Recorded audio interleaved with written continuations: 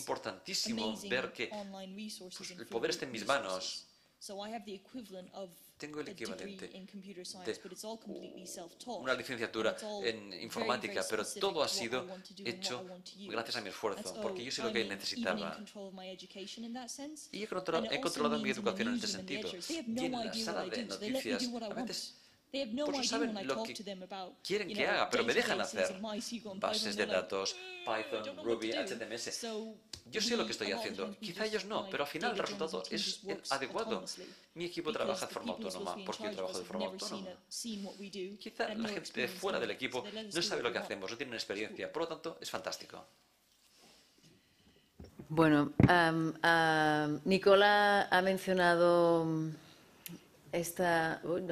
no, eso después. Ha mencionado esta organización, la Night Mozilla Open News. Estos son los becados este año y quería comentaros que Gabriela Rodríguez, que es esta chica que estoy señalando, la hemos traído aquí a las jornadas y estará mañana y el fin de semana haciendo talleres para todo el que quiera aprender lo que ella sabe programar y bueno, va a ser súper interesante. No os habéis dado cuenta, pero lleváis una hora hablando y solo os he hecho 2 preguntas. O sea, miedo. Os voy a hacer la última pregunta y además vuestra respuesta va a ser muy cortita, porque vamos a dejarle media hora al público, que seguro que tiene muchas preguntas para haceros y que son más geniales que las que yo tengo preparadas. Me voy a saltar ya todo lo que tenía aquí en el guión. Pero Mar, quiero que llevas casi 2 años trabajando como Data Research Manager en el tema de los paraísos fiscales. Así que me gustaría que explicaras un poquito tu función con esta gran investigación que ha tenido 2 partes hasta ahora. La última ha sido China Leaks. Y bueno, y eso te lo pregunto a ti. Y también la complejidad, ¿no?, de trabajar, ahora nos vas a explicar cuál es tu función como Data Research Manager, pero la complejidad de trabajar con más de 80 periodistas de no sé cuántos países. Entonces, eso no es fácil. No estás metida en una redacción como Nicola, pero es algo mucho más complejo, ¿no? Bueno, os decía, acababa mi intervención anterior, larguísima intervención anterior, mencionando que ahora trabajo para el Consorcio Internacional de Periodistas de Investigación, el ICIJ, que son las siglas en inglés. ¿Qué hacemos en el ICIJ? En el ICIJ somos una red de periodistas, 185 periodistas en más de 65 países, que trabajamos juntos en investigaciones transnacionales. Cogemos un tema que básicamente cumpla estas 3 características, que es: 1, es un asunto global; 2, es un asunto que habla sobre un sistema que está roto; y 3, podemos tener algún tipo de resultado con nuestra investigación. En función a esos criterios decidimos temas sobre los que investigar: contrabando de tabaco, la pesca, ¿no?, cómo se están quedando los océanos sin peces y por qué, y quiénes son los que están pescando todos los peces del océano y que ya no queda nadie allí debajo.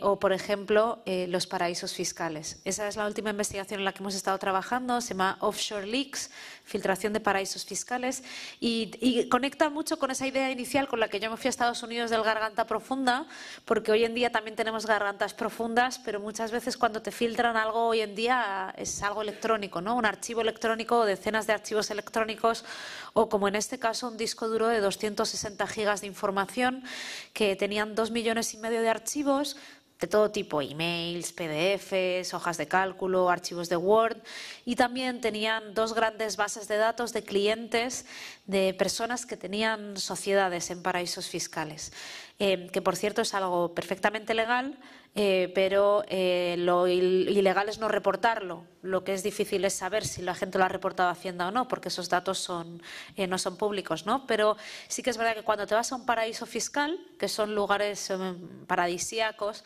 en donde además de playas preciosas, pues básicamente te ayudan a no tener que pagar impuestos y a ocultar quién eres, ¿no? Yo me voy a las Islas Vírgenes Británicas, en medio del Caribe, para de repente crear una empresa, Sunny Sunshine Limited, con la que yo luego después me voy a ir a Suiza y me voy a crear una cuenta bancaria, con lo cual no se va a saber que Marcabra tiene una cuenta en Suiza, o va a ser muy difícil encontrar una relación conmigo, con Sunny Sunshine Limited, porque estos lugares son completamente opacos. Con lo cual esa filtración que nos llegó, esa filtración del siglo XXI, tenía un montón de datos que teníamos que analizar, y sobre todo tenía un montón de información que por nosotros mismos no podíamos analizarla. Mi jefe fue quien la obtuvo, se podía haber quedado con la información él solo, ¿no? Yo digo que los periodistas, sobre todo los que nos dedicamos a la investigación, somos un poco como Gollum, ¿no? Una vez que encontramos una buena fuente o algo, es como mi tesoro y no lo queremos compartir, ¿no?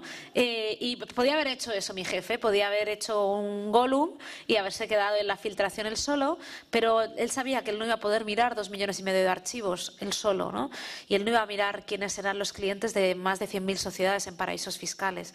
Con lo cual, cuando llegó al consorcio, lo que hicimos es básicamente particionar esa información, dividirla por países, esas listas de clientes de esas sociedades, detrás de esas sociedades de paraísos fiscales, y de ahí la distribuimos por nuestra red de periodistas, con lo cual utilizamos el conocimiento local para que a lo mejor el periodista de Tailandia, la periodista de Tailandia, se mirara la lista y dijera, bueno, después de hacer también un poco de investigación, dijera, oye, pues este nombre es fantástico, esta tipa está buscada por el gobierno de los Estados Unidos porque parece ser que está relacionada con Mugabe y le ayudaba a hacer algunas de sus corruptelas, ¿no?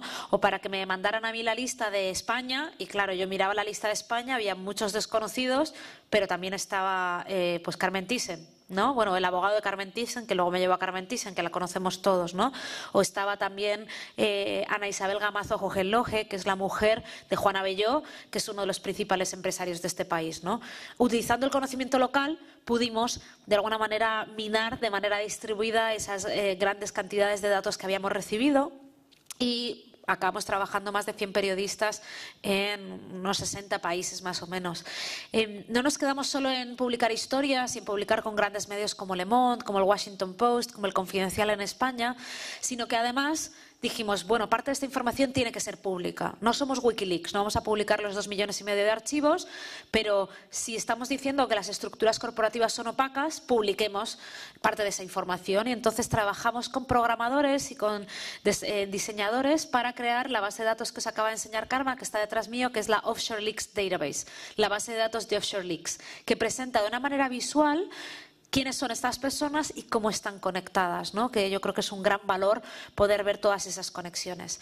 Eso nos ayudó también a recabar un montón de información por parte de la gente. La gente de repente nos está escribiendo en plan, pues esta persona aquí en Seychelles es alguien súper importante y ahora estamos haciendo una historia sobre el tema. O esta persona en este otro sitio pues es un corrupto y no sé qué hace aquí, etcétera, etcétera, ¿no? Hemos recibido más de 600 tips, como pistas, de qué podemos investigar. Y luego, pues, lo que hicimos es, no solo nos quedamos ahí, sino que había una gran parte de datos que no pudimos analizar dada la complejidad y dado que no se puede cubrir todo el mundo mundial tan rápidamente. Estuvimos trabajando unos 15 meses para lo que os acabo de comentar. Dejamos la parte de China, Hong Kong y Taiwán aparte para investigarla en una segunda fase de la investigación que se publicó este enero y que se llamó China Leaks. Somos poco originales, ya a la siguiente no haremos el algo leaks, buscaremos otra manera de llamarlo. Y China Leaks básicamente nos ayudó a hablar de la cara B del régimen chino. Lo que os decía, mirando de manera sistemática esos datos y mirando a alrededor de 37.000 nombres relacionados con esta zona del mundo, de repente empezamos a encontrar, y utilizando técnicas de cruces de datos, por ejemplo, cogíamos la lista de los 37.000 nombres que teníamos y la empezamos a cruzar con un listado de gente importante, de los más ricos, de los políticos, de familiares de los políticos. Y de repente esto nos ayudó a reducir de 37.000 a una serie más reducida de personas importantes de interés público. Básicamente hablamos de unas 30 personas relacionadas bien con que son grandes ricos o bien personas relacionadas, ya esto es lo último que digo, personas relacionadas con el poder en China, y nos ayudaba un poco a ver cómo incluso estas personas, estos hermanos, estos primos, estos cuñados relacionados con la cúpula de poder china, pues también utilizaban estos sistemas de ocultación de identidad a través de sociedades en paraísos fiscales. Por cierto, he encontrado que en Rambla Cataluña 125, muy cerca de donde está el Colegio de Periodistas, tenemos a Thomas Gui Mori, no sé cómo se pronuncia, que está ligado a Nautilus, a esta empresa de prensa. Sí, es un abogado. Lo tienes clichado también. Lo tengo fichado. Nautilus Limited es la sociedad de Thyssen. Toma. Pero Tomás Guimora era uno de sus abogados hace tiempo. Si te fijas para abajo... Para abajo dice... Pero bueno, podéis explorar a ver si encontráis a alguien interesante. Había unos cuantos catalanes. Bien, antes de pasar la palabra al público, quisiera preguntarle a Nicola, porque yo tuve una charla por Skype con Nicola hace, no sé, unas semanas, ¿no? Y estuvimos hablando de todo esto que os han explicado ahora. Y bueno, ella, como ya habéis visto, es súper optimista, es el momento en que tenemos que aprender muchísimo. Y me llegó a comentar en esa charla, que después ha salido escrito porque transcribí la entrevista, que estamos como en la era cámbrica del periodismo, ¿no? Yo quisiera que brevemente les dijeras a ellos, al público, cómo ves tú este momento del periodismo y por qué lo comparas con hace millones de años.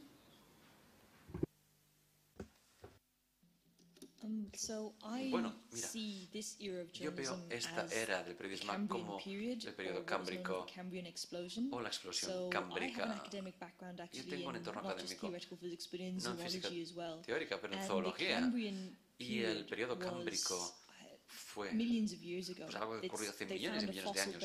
Vieron un lecho fosilizado que tenía muchos más fósiles y era como una especie de explosión de vida, un experimento evolucionario, una explosión de vida, uno de esos momentos en el principio de la Tierra, entonces los elementos se juntaron y crearon vida, esta vida que empezó a experimentar entre sí, los seres se reproducían, elementos, criaturas que se crearon de golpe. Bueno, pues no sé, bichos con 5 ojos, pues bichos con patas arriba y patas abajo, trilobites, bichos con cáscara, sin cáscara, una evolución loca, espontánea, gigantesca, con distintos tipos de experimentos con ojos, bocas, anos, narices y pies, que eran depredadores. Twitter, Facebook y Google son los depredadores periodísticos. Y ahí vamos a tener periodistas que van a salir de forma distinta a lo que se ha visto hasta ahora. No periodistas que pueden filmar o que pueden utilizar el audio. No, tenemos periodistas que pueden codificar, que pueden crear cosas nuevas. Periodistas que hablen muchos idiomas y otros que trabajan con periodistas que hablan cientos de idiomas. Y esto sigue siendo periodismo en la mejor de sus tradiciones. Y hasta un cierto punto os diré que esta es una oportunidad brutal, porque en ningún otro momento yo hubiera podido hacer que una organización de noticias hiciera lo que yo he hecho, y de la forma que yo lo he hecho. Difícil para mí haber podido trabajar con ellos de otro modo, porque ellos nunca habían visto lo que yo había hecho. Y bueno, si este bicho estaba ahí nadando a tu lado, tú decías, coño, esto no hay que tocarlo, esto me va a morder, me come seguro. La gente que te ve en el mundo digital, en el periodismo del futuro, te ve con asombro y se te da en este caso la oportunidad de trabajar, porque dice, coño, este día me va a comer si no la dejo que haga su trabajo. Este mundo que tenemos ahora es el ideal. Todo el mundo está conectado, 24 horas de información, red de distribución gratuita, la infraestructura es gratuita. Yo me perdí el periodo en donde los bloggers eran lo más fantástico. Si tenías 100 hits, entrabas en el New York Times, pero ahora todo el mundo tiene un blog, ya no es suficiente. El blog es una cosa evolucionaria, una cosa que nos ha permitido salir como un bicho de 8 ojos, pero también lo podemos hacer en equipos multidisciplinarios. Se buscará ese periodista que tenga 5 ojos y 3 narices, que pueda ver mucho y oler mucho, Y mi historia no es la historia. Igual tengo este aspecto, pero hay una serie de especies muy parecidas a esta. Gente que tendrá 6 ojos y me va a comer con sus 4 bocas, porque solamente tengo 5 ojos y 2 bocas. No es una cuestión de codificar, sino de ver que el entorno en el que estás es algo distinto, que no tiene que ver con otra cosa que no sean las habilidades. Si mi organización se quema, yo progresaré y me iré con mi equipo digital a otro sitio. Seguro que puedes hacer amigos en otros sitios. Seguro que puedes crear cosas en otros entornos. Nunca puedes dejar de aprender. Pero con el aprender no basta. No hay que aprender de la forma tradicional sentadito en una sala, sino que hay que aprender a crear algo. Hay que experimentar. Y si lo que haces crea un bicho de 5 ojos, piensa que esto será distinto porque nos va a cambiar para ser algo más. Yo he creado un sistema de Twitter que iba a tuitear y retuitear a todos los miembros del Parlamento hablando de los regalos que reciben. Y creé un hashtag. Estaba rascando ese hashtag desde otra persona, desde otro nombre que me creé, y me pasaban información. Pues bueno, yo decidí simplemente lanzarlo, picaron el anzuelo y preguntaba yo, ¿cuándo ha sido la última vez que este asesor especial pues ha ido y qué le han regalado en esta última ocasión? Y alguien respondía, alguien picaba. Siempre que sacas algo distinto, siempre alguien te dice, dame el top 10. Esto van a ser noticias seguras. ¿Cuál es la peor cosa que le podemos hacer a esa otra persona? Puedes crear cosas, puedes crear bichos. Las dejas ahí y deja que naden, deja que corran. Verás que pasará algo siempre. Es el momento de experimentar.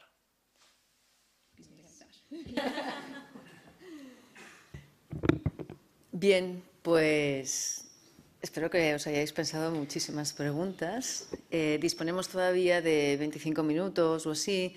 Yo quiero daros la palabra porque seguro que cada uno ha recibido todo el mensaje que han ido dejando ellas, que a mí me parece bastante interesante y lo puede aplicar a su entorno, a lo que está haciendo o a lo que le gustaría hacer y experimentar en esta nueva fase del periodismo.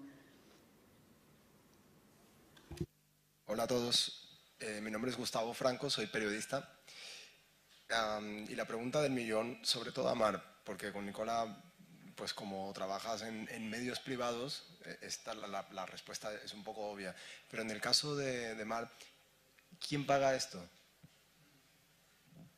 Ok. ¿Quién paga? Te puedo responder con esto. Me imagino que te refieres a lo que hacemos nosotros en el consorcio. A ver, en el Consorcio Internacional de Periodistas de Investigación tenemos un modelo bastante raro aquí en España, que somos una organización sin ánimo de lucro. ¿Qué quiere decir esto? No es que seamos una ONG a lo Greenpeace o a lo Oxfam, que tenemos una misión y una agenda en la que nosotros queremos contar esto con este objetivo, ¿no? Simplemente es un modelo diferente, o sea, un modelo de negocio diferente al de los medios tradicionales. Es decir, que en vez de recibir los ingresos por publicidad, recibimos los ingresos por donaciones.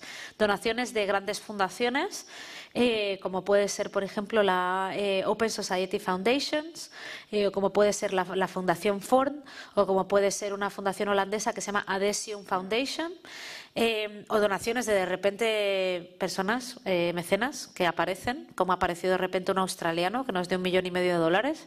Dijo, nos gusta mucho esto del periodismo de los paraísos fiscales, quiero que hagáis más.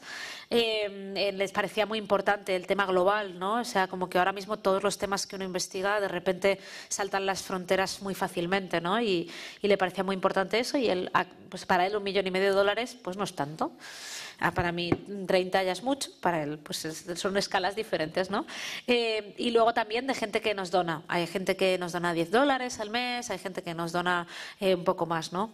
Este es el modelo de periodismo que yo considero, no sé, mi breve experiencia periodística considero de los más independientes. A mí nunca me han dicho que tengo que escribir o que no escriba algo sobre algo, o cuando me sale un banco o me sale alguien, la mujer de uno de los hombres más ricos de España, no me dicen, uy, esto no lo pongas, porque...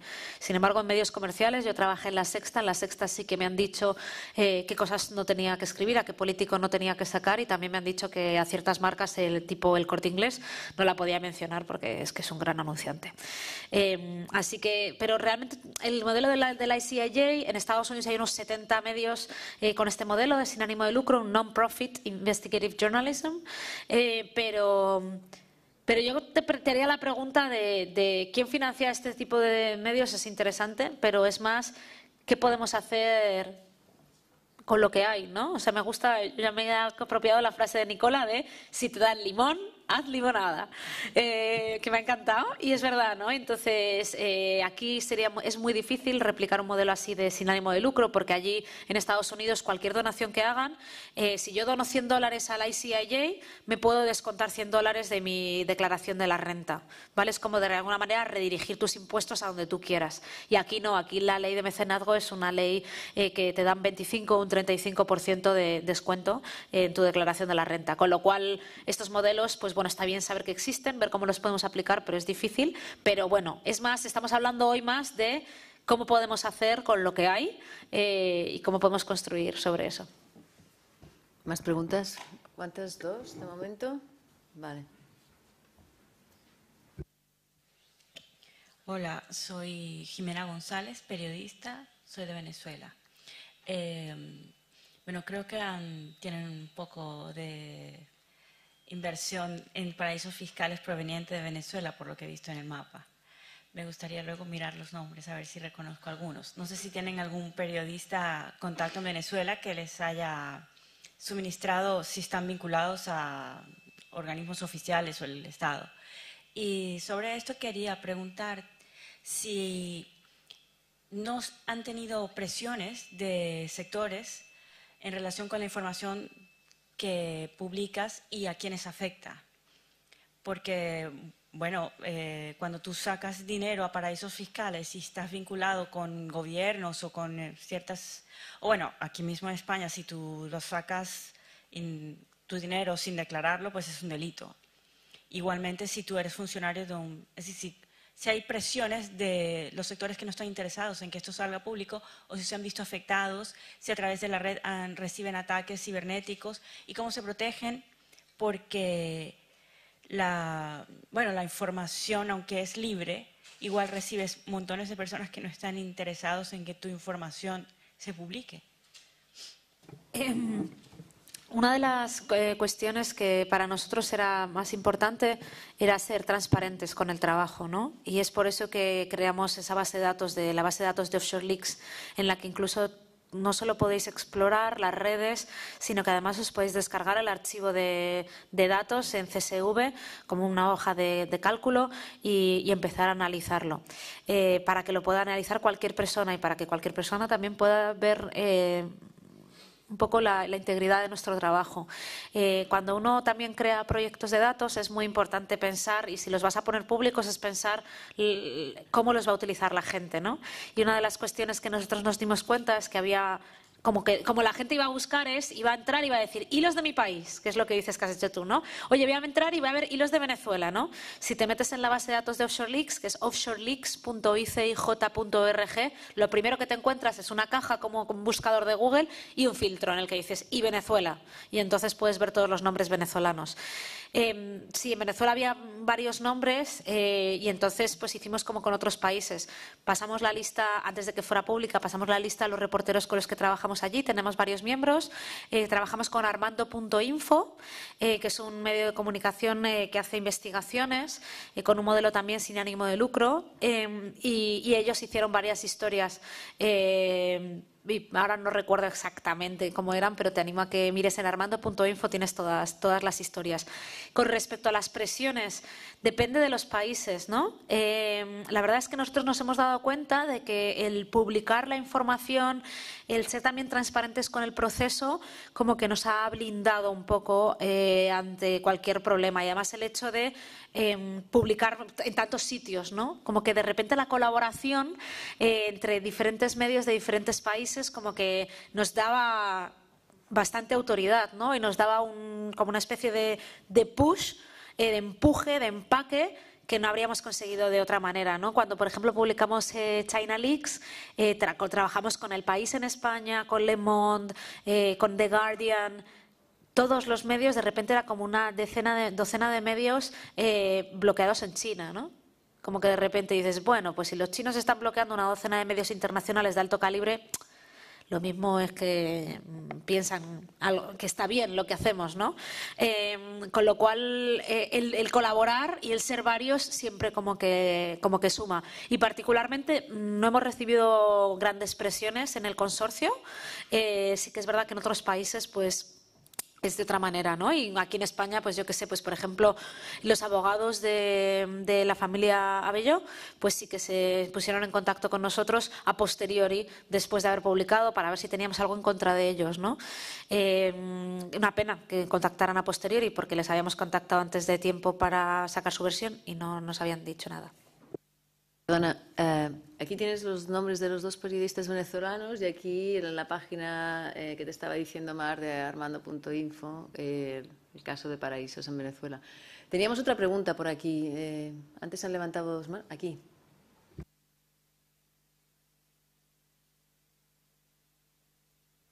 Gracias. My name is Yuri Engelhardt. I'm Me llamo a Uri professor Engelhardt, of data profesor visualization at the de University of visualización de Amsterdam. datos de la Universidad de Ámsterdam. I've heard He fascinating oído things from cosas you fascinantes de concerning ti the en cuanto investigation a aspect los aspectos of data investigativos journalism. de tu periodismo. Fascinating things about Cosas the data fascinantes en cuanto aspect a of los data aspectos de datos journalism. del periodismo de And datos fascinating y cosas things fascinantes about the en coding cuanto aspect of a los data aspectos journalism. de codificación del periodismo Bueno, de soy datos. profesor en visualización, entonces mi pregunta es, how do you see the role ¿Cómo of ves el data papel de la visualization visualización de and visual datos y communication de la comunicación visual y su data diseño journalism? en el periodismo de ¿Es datos? importante o no tanto? El elemento visual y la interpretación del mismo es importantísimo. No sé por qué me pongo los cascos y hablo en inglés. Estoy cansada. Bueno, si la historia no está bien estructurada, nadie la va a consumir. Y si nadie la va a consumir, ¿para qué la contamos? Pregunto. Por tanto, parte de lo que hago es parte de ese trabajo y el trabajo de mi equipo. No tenemos una visualización como estrategia. Tenemos un estadístico, tenemos un editor de datos.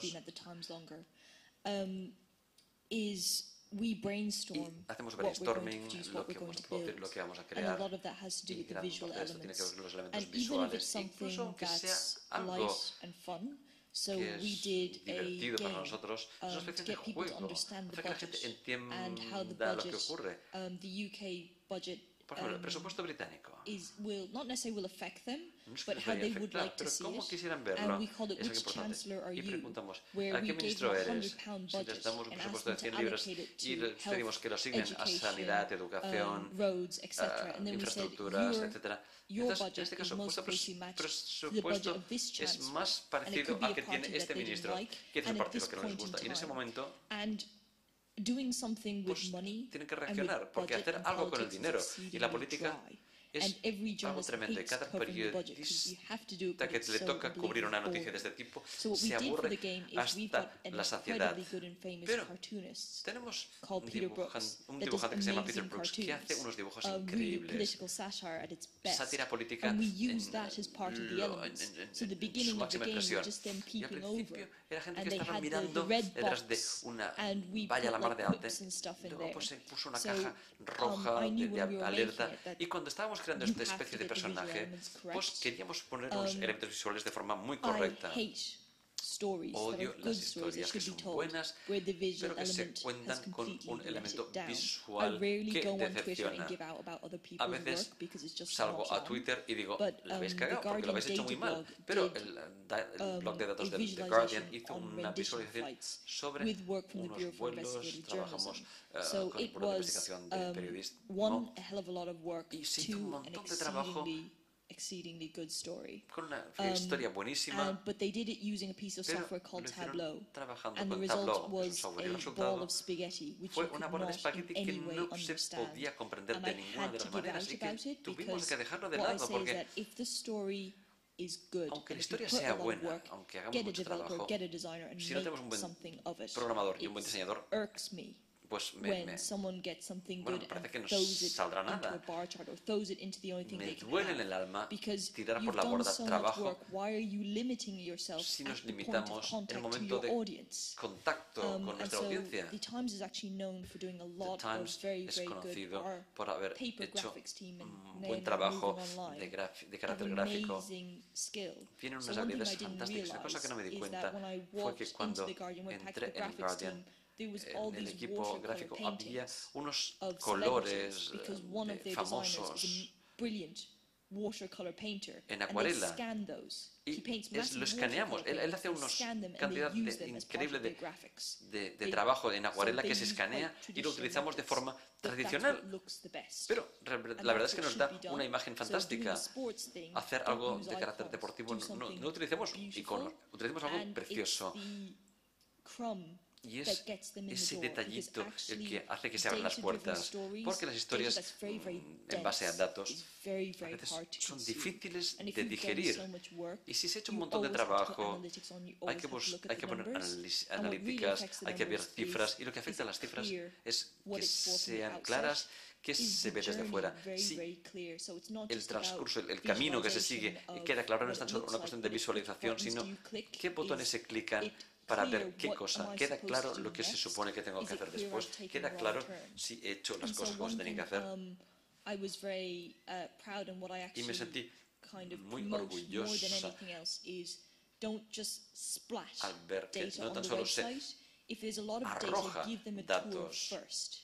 sobre So la that's something like when I sobre, did at the sobre Guardian, we Internet. did a lot of data Si se tracking arroja US datos, food aid. dales Yes, un it camino was a esos tree map, datos. which Hay to a un certain extent is mapa, quite boring. But before you can explore un the árbol. data, you Antes de had- poder explorar los you went datos, through particular parts and hemos picked de out particularly elegir interesting points puntos and de took you through the interés story. que nos So guíen en el transcurso it de la is historia. unbelievably important, but Es tremendamente traditional news importante actually have a lot of that mostrar element. que It's about either getting them el periodismo online, tradicional and I think the nos most da important esa thing is base they've de got trabajo. visuals very well. Si hay elementos It's visuales journeys que that son they claros, find quite ese difficult, viaje que where se you will emprende lose people ya no if you será don't tan make difícil next y button perderemos really obvious. lectores And si no it's such a somos shame if realmente you've done all that obvios. work.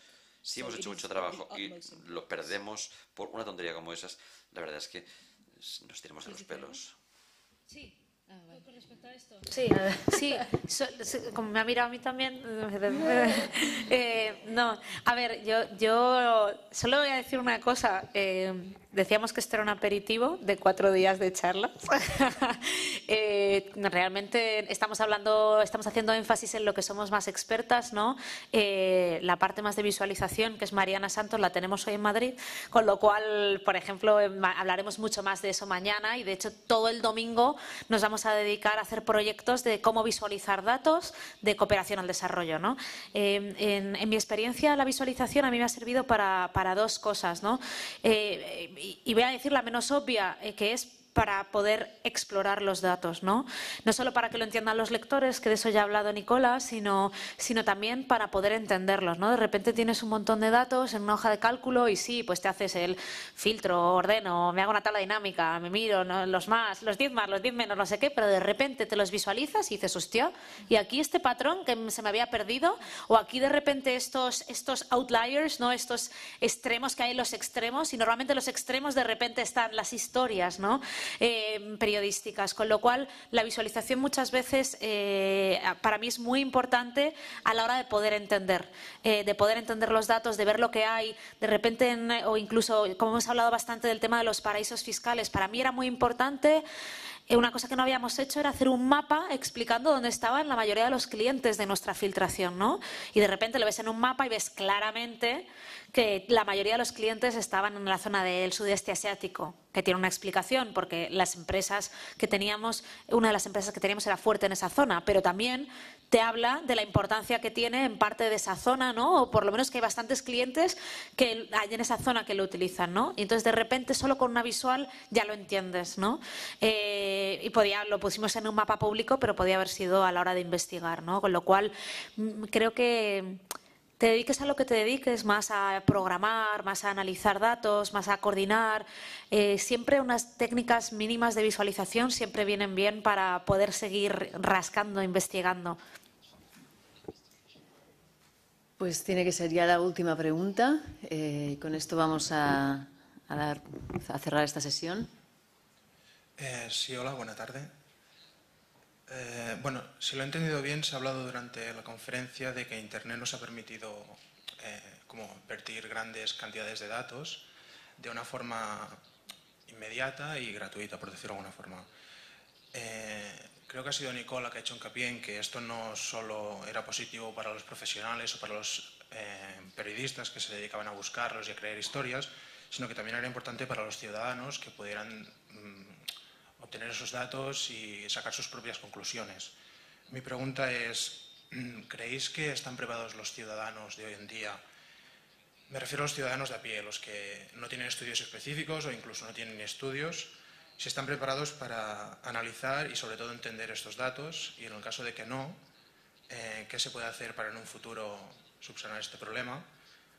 Lo digo más que nada porque, y perdonadme que haga un poco de abogado del diablo, pero a veces reclamamos como transparencia a los políticos que nos den los datos porque no tenemos confianza en ellos, y a veces a mí me merece la misma confianza un político que un periodista, en el sentido de que no entiendo por qué no nos tenemos que fiar de los políticos y sí de los periodistas.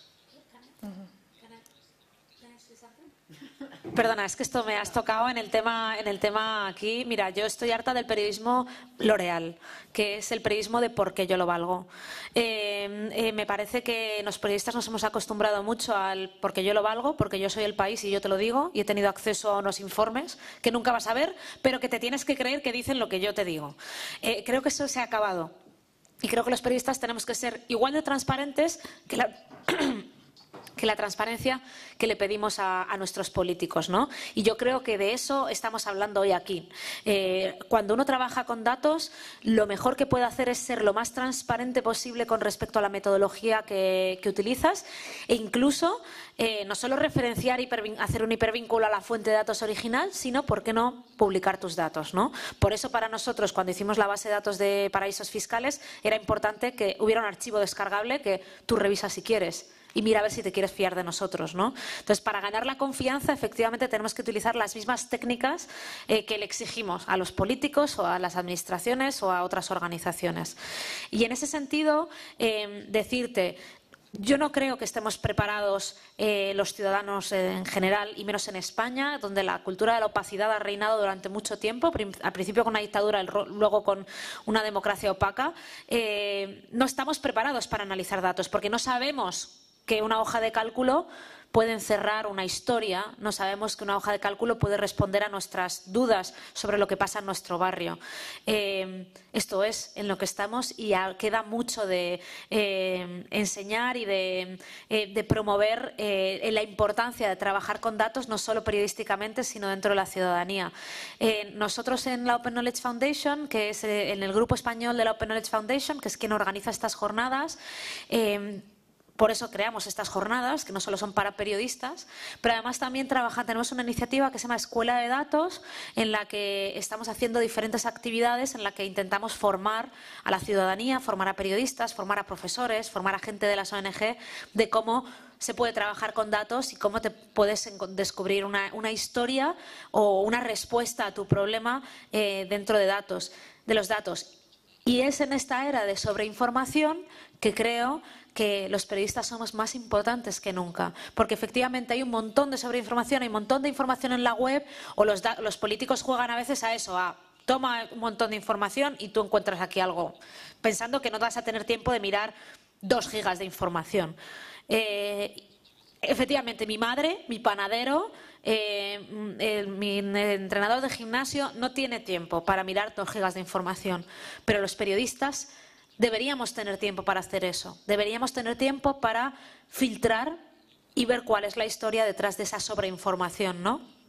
Porque somos preguntadores profesionales, pues preguntemos profesionalmente a los datos también, ¿no? Entonces, no solo hay que seguir como expandiendo la importancia de trabajar con datos para que hasta el panadero sepa analizar una hoja de cálculo si hace falta, sino también ese es cada vez más nuestro trabajo, no tanto centrarnos en algo que la gente puede recibir por Twitter, sino explicarle a alguien: vamos a coger todos los tweets y te vamos a decir lo que realmente ocurrió, por qué ocurrió o cuál es el foco de esta información. Te voy a dar 3 ejemplos que me vienen a la mente. Una de las grandes historias es de los helicópteros que se mandaron a Afganistán. El padre de un hijo que perdió a su hijo en ese accidente, en uno de esos accidentes. Pues si tienes un interés, el padre de esa persona que murió buscó, rascó, y un periodista desveló muchas cosas. Es una grandísima oportunidad a la hora de hacer que gente de que la gente pues, de calle pueda tener acceso a través del FOI. Bueno, en Scraper Wiki se empezó con un programador que intentó averiguar cómo su parlamentario votó en el tema de la guerra de Irak. El sistema en Gran Bretaña hay distintas fases de votación y hay una caja del sí y una caja del no. Y van pasando y se les pone el sí o el no al lado del nombre. En 4 días se rascó toda la página del Parlamento y se escribió un algoritmo para ver quién votó el qué. Guerra de Irak, guerra de aquí, guerra de allá, cosas que le importaba a la gente. Esto se añadió a una página parlamentaria para la gente de la calle, en donde la gente podía buscar y encontrar. Recuerdo que cuando estaba trabajando en Scraper Wiki, porque se trabajaba allí al 100%, no se tenía tiempo de mantener este tipo de página que te indica cómo se vota y cómo no se vota y qué se ha votado. Pero se dijo, esta página va a desconectarse. Pero se hizo una moción al Parlamento por parte de los parlamentarios. No podemos permitirnos de que esta página desaparezca. Es la única manera de que tenemos los parlamentarios de saber quién vota qué.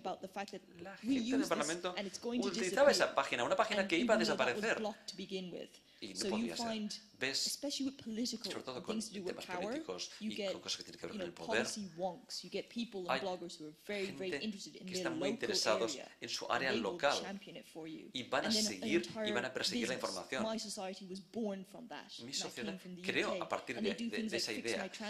Yo puedo hacer fotografías de un cristal roto, lo pones en un mapa y va directamente al consejo de barrio y se hace un trabajo directo. Creo que el periodismo ha de hacer cosas de este tipo, porque esto pues, genera tráfico y genera un buen branding. Y la tercera historia es incluso mayor que todo esto. La razón por la cual los gobiernos son transparentes no es porque quieren hacer cosas buenas para su gente, ni porque quieren que los periodistas encuentren la corrupción que todos generan. No, la razón por la cual son transparentes es porque es bueno para la economía. En Estados Unidos hicieron una cosa que se llama Weather Data. Liberaron toda la información que tiene que ver con los mapas de dónde puede haber huracanes, dónde puede haber problemas que generen una alarma por un modelo de predicción. Y esto generó millones para la economía en este sector. Y parte de la transparencia que encuentras en Europa y en el Reino Unido y también en España es intentar hacer lo mismo, forzar la máquina, porque esto implica que quieren que los negocios en línea crezcan. Los programadores, los desarrolladores han de tener la capacidad de crear formatos en un sistema legible. La información que a veces sale no es una información que va a leerse no por parte o va a generarse por parte de los periodistas, sino por parte de los programadores también. Es una colaboración. Y al gobierno le gusta esto. No les gusta que las organizaciones de noticias pues hagan grandes campañas que muestren lo que hacen mal.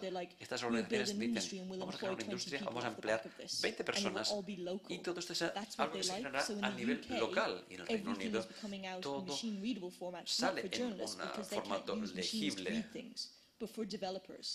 Antes de la era de los programadores no se podía leer datos, ahora se puede leer. Hemos de ver por qué hay que trabajar con los programadores y con los hackers y chicas poderosas. Ellos serán la gente que tiene acceso, pero que tiene una razón para llamarle a la puerta del gobierno y decir, publíquenlo, que vale la pena leerlo. ¿Te ha quedado respondida?